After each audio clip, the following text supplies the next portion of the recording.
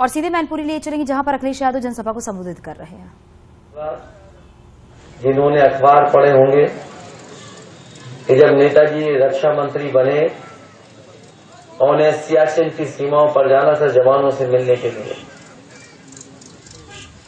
जब सियाचिन का कार्यक्रम बन गया तो फौज के बड़े बड़े अधिकारी जो जनरल हैं वो आए। उन्होंने कहा, नेताजी आप सियाचिन जा रहे हैं और अगर सियाचिन जाएंगे तो आपको कपड़े अपने बदल करके जाना होगा।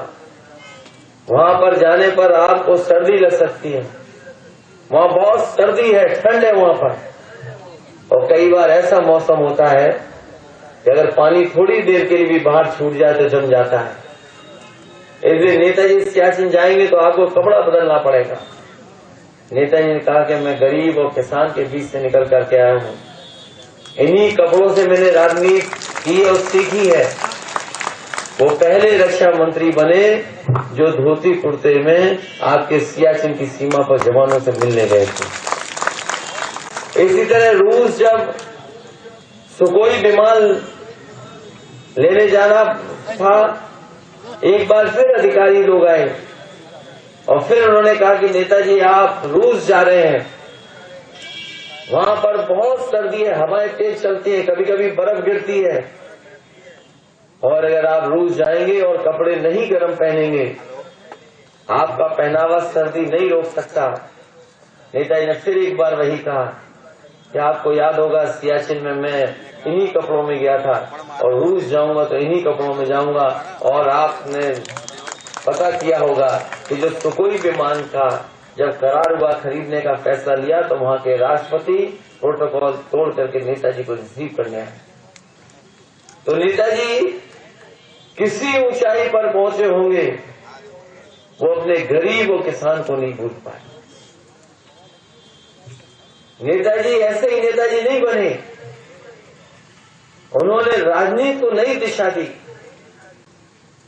अभी मैं प्रधानाचार्य जी को सुन रहा था, उन्होंने विरासत की बात की। हम सब इस बात के लिए खुश हैं कि नेताजी ने हमें और आपको सबको इस समाजवादी विचारधारा की विरासत दी है। इससे बड़ी विरासत कोई नहीं हो सकती। जो नेताजी ने रास्ता दिखाया, यही खुशहाली का रास्ता है, यही तरक्की का रास्ता है। ये जो सड़कें बनी दिखाई दे रही हैं, ये पुल, ये बिजली का इंतजाम, ये अस्पताल, न केवल इस क्षेत्र में बल्कि आसपास के क्षेत्र में अगर किसी ने गांव के लिए विकास को ले जाने का काम किया तो वो नेताजी थे, जिन्होंने बजट का सबसे ज्यादा पैसा गांव, गरीब और किसान के लिए खर्च करके दिखाया। कभी कभी हम लोग नेताजी से कुछ बातें कहते थे और मुझे याद है कि जब देश की सबसे बड़ी सड़क बनने जा रही थी, नेताजी से मैंने कहा कि नेताजी आपको ये सड़क का शिलान्यास करना है। जब वो शिलान्यास करने आए, उन्होंने सभी प्रेस अधिकारियों के सामने कहा कि इसकी उद्घाटन की तारीख अगर नहीं बताओगे तो मैं शिलान्यास नहीं करूंगा। क्योंकि जब मैं शिलान्यास करने जाता हूं उसी दिन इंजीनियर और अधिकारियों से पूछता हूं कि उद्घाटन की तारीख क्या होगी, क्योंकि उद्घाटन की तारीख 36 महीने के बाद थी। नेताजी ने गिन लिए थे महीने। उन्होंने कहा कि 2017 के बाद उद्घाटन होगा, तो पता नहीं समाजवादी सरकार होगी कि नहीं होगी, हमें उद्घाटन करने का मौका मिलेगा कि नहीं मिलेगा। इसलिए उन्होंने कहा कि अगर हमसे इस सड़क का शिलान्यास करवा रहे हो तो आप इसको 24 महीने में बना करके तैयार कर दो। मुझे याद है मैंने अधिकारियों से और कंपनी से काम करने वाले लोगों से पूछा कि नेताजी चाहते हैं कि इसको 24 महीने में बना दो। उन्होंने कहा कि सरकार का अगर सहयोग मिल जाएगा, समय समय पर जो रुकावटें आएंगी उनको दूर कर दोगे तो 24 महीने में भी सड़क बन जाएगी। और आपको पता होगा कि 21 नवंबर 2016 में 23 महीने में वो आगरा लखनऊ एक्सप्रेसवे बनकर के तैयार हुआ और नेताजी ने उद्घाटन किया। और जब उद्घाटन हुआ था तो वही लड़ाकू विमान जो कभी नेताजी रूस से लेकर के आए थे, उस सड़क पर पहली बार उतार करके हम लोगों ने नेताजी से उद्घाटन करवाया। ये तो कुछ बातें जो हम लोग आपसे रख रहे हैं बीच में। यहाँ जितने लोग हैं और हम लोग मंच पर, उन सबको अगर किसी ने पहचान दी है तो नेताजी ने पहचान दी, किसी और ने पहचान नहीं दी।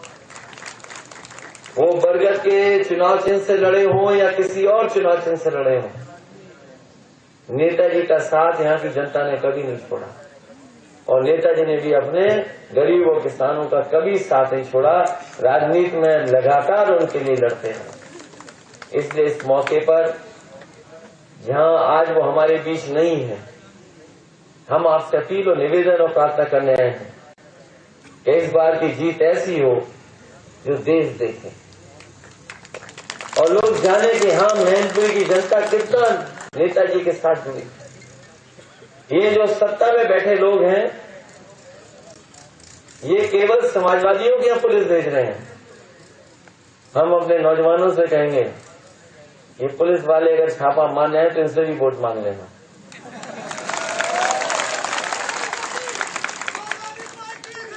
ये आधे मन से छापा मार रहे हैं। वो ये रहा है कि बीजेपी वाले सूची बना रहे हैं और बीजेपी वाले सूची कप्तान को दे रहे हैं और कप्तान वो बाहर से आई हुई जो पुलिस उसे बता रही है कि फलाने गांव में चले जाओ। ये बताओ, बाहर वालों को क्या पता कि कौन से गांव में कौन रहता है? ये बता तो बीजेपी वाले रहे।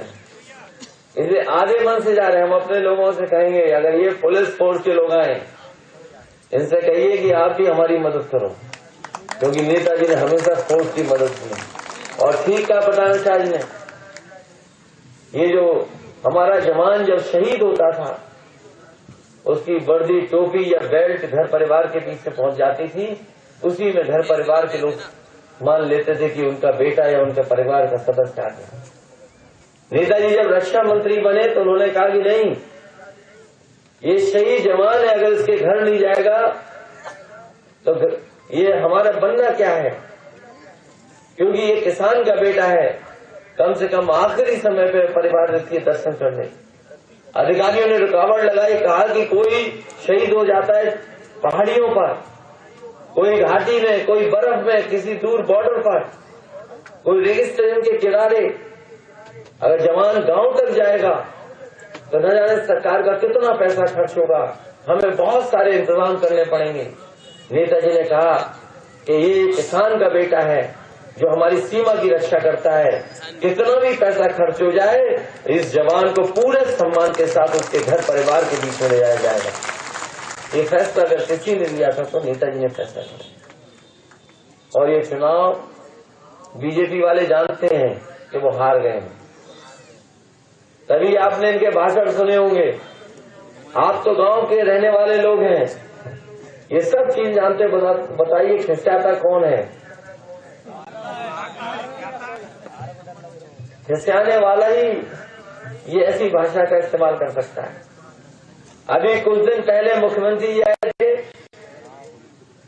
तो वो फिजिक्स के स्टूडेंट बन गए और हमारे पत्रकार साथी नहीं समझ रहे पेंडुलम होता क्या है।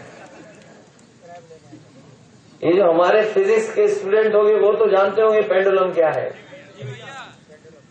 वो हमारे मुख्यमंत्री जी समझे ही नहीं कि चाचा ने पूरी राजनीति नेताजी से सीखी है। ऐसा झूला झुलाएंगे पता नहीं लगे कहां चले गए।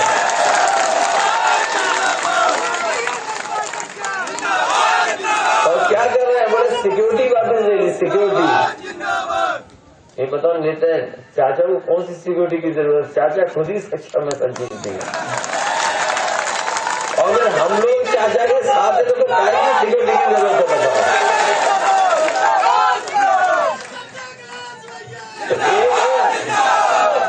एक केवल वो मुख्यमंत्री नहीं खिस रहे हैं, दो उनके असिस्टेंट और हैं। असिस्टेंट मुख्यमंत्री, वो डिप्टी सीएम नहीं है, असिस्टेंट है मंत्री। कभी देखा आपने छापा मार डॉक्टरों को? एक है छापा मार रहे हैं डिप्टी सीएम और दूसरे स्टूल वाले, उन्हें कभी कुर्सी नसीब नहीं होगी। तो ये सब खिसाए हुए लोग हैं क्योंकि जनता के लिए काम नहीं कर रहे। और अगर जनता के लिए काम कर रहे होते तो इन्हें अधिकारी और फोर्स की जरूरत नहीं पड़ती, झूठ की जरूरत नहीं पड़ती।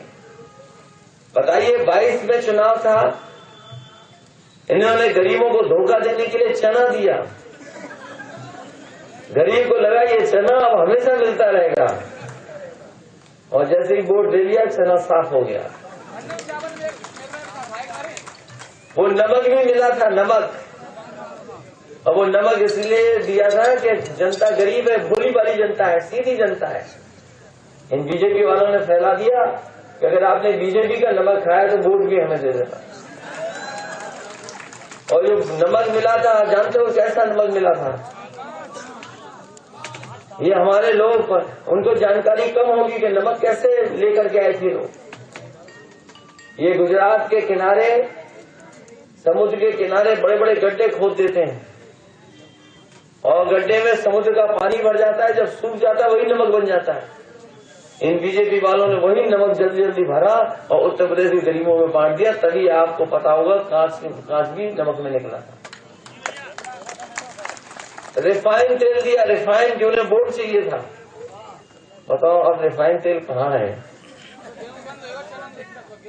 और कितने होशियार है बीजेपी वाले, देखिए ये सर्दियों में चावल हनवर आपको खिला रहे हैं। बताओ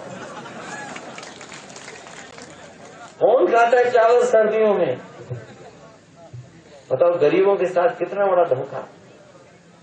ये लाल वाला सिलेंडर जो आया, पहले कितने में भर पाते थे आप? गरीब को लगा कि देखो कितनी मदद कर रहे हैं बीजेपी वाले हमारी माताओं बहनों की। लाल सिलेंडर जो खाली हो गए थे शहरों से अमीरों के, क्योंकि शहरों में पाइपलाइन से गैस सप्लाई होने लगी, तो वो जब सिलेंडर खाली हो गए तो वो कहाँ जाएं? तो सरकार ने और फैसला लिया कि सरकार की कंपनी को घाटा नहीं हो, इसलिए गरीबों में बांट दिए जाएं।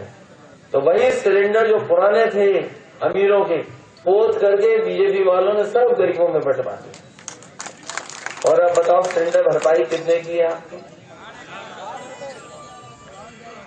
महंगाई कहाँ पहुंचा दी इन्होंने? महंगाई चरम सीमा पर है, बेरोजगारी चरम सीमा पर है। कोई नौजवान ये अब नहीं भरोसा कर सकता है कि उसको नौकरी मिल जाएगी। और नौकरी क्यों मिलेगी? क्योंकि नौकरी देने वाली बड़ी बड़ी संस्थाओं को भारतीय जनता पार्टी बेच रही है। सब बेच दिया इन्होंने। ये कुछ दिन और रहे तो ये सब बिक जाएगा।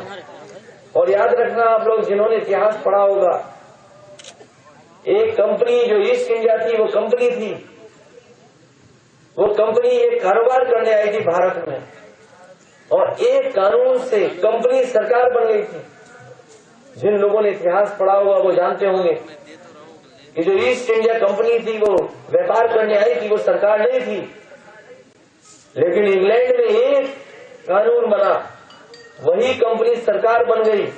और आप देखो आपकी जो भारतीय जनता पार्टी देश की सरकार है, धीरे धीरे कर करके सब बेचे दे रही है। और हो सकता है एक दिन ये भारत की सरकार भी कंपनी के हाथ में आउटसोर्स हो जाए, कोई और चलाएगा। जब सरकार के हाथ में ही कुछ नहीं बचेगा तो क्या बचेगा? अभी हम और आप लोग चुनाव में हैं, चीजें ऐसी ऐसी बिक रही जिसकी आप कल्पना नहीं कर सकते। ये हमारे पत्रकार साथी जानते होंगे, उन्हें लगता था कि एनडीटीवी कम से कम हम नहीं बोल पा रहे, वो बोल तो रहा है हमारी बात। वो चैनल भी बिक गया। बिक गया कि नहीं बिक गया? और जब चैनल बिक रहा था तो मुंबई में सबसे बड़ा इलाका था स्लम एरिया, वो भी बेच दिया सरकार ने। कुछ हजार करोड़ में 650 एकड़ जमीन बेच दी, कुछ हजार करोड़ में। और उसकी कीमत साल 2 साल 3 साल बाद हो सकता है 3 लाख करोड़ हो, 6 लाख करोड़ है, कोई अनुमान। तो मैनपुरी से आप अखिलेश यादव को सुन रही हैं, जहां पर उन्होंने बीजेपी पर तंज कसा है, कई बड़ी बातें भी बोली गई है, बीजेपी को हार का डर सता रहा है। ये लोग जनता के लिए काम नहीं करते हैं। तंज कसा गया बीजेपी पर। ये लोग सिर्फ और सिर्फ झूठ बोलते हैं और यूपी के गरीबों को मिलावटी नमक मिल रहा है।